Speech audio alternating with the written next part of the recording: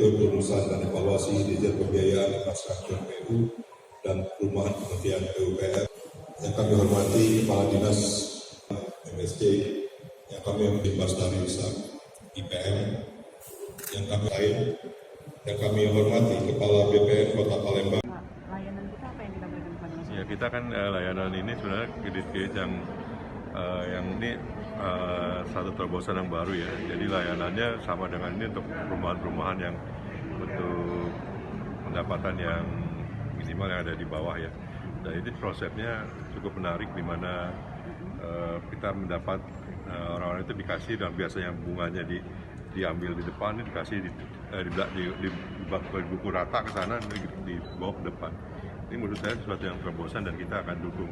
Tapi konsep kerjasamanya nanti bisa ke Pak BPM yang lebih tahu ya.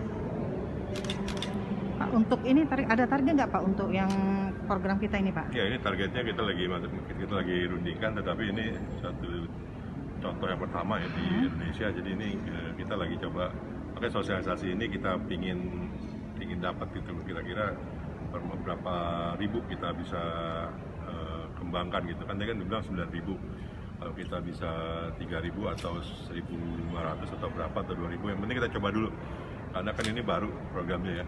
Pak, yang kita sasar nanti adalah nasabah Bank Sumsel Bubble atau masyarakat? Masyarakat. Seperti apa mekanisme masyarakat yang mendapatkan perumahan selain Pak? Masyarakat, ini kita lagi coba cari-cari masyarakat yang berpenghasilan tetap, udah kita masuk. Penghasilan yang tidak tetap ini bagaimana kita maksudnya gitu, apakah melalui koperasinya atau apa gitu. Termasuk pengkaryawan lah, penghasilan kan besar-besar, kalau di sini udah penghasilan atas kali ya, nggak masuk kali ya. Jangan lupa subscribe, share, komen, dan like ya.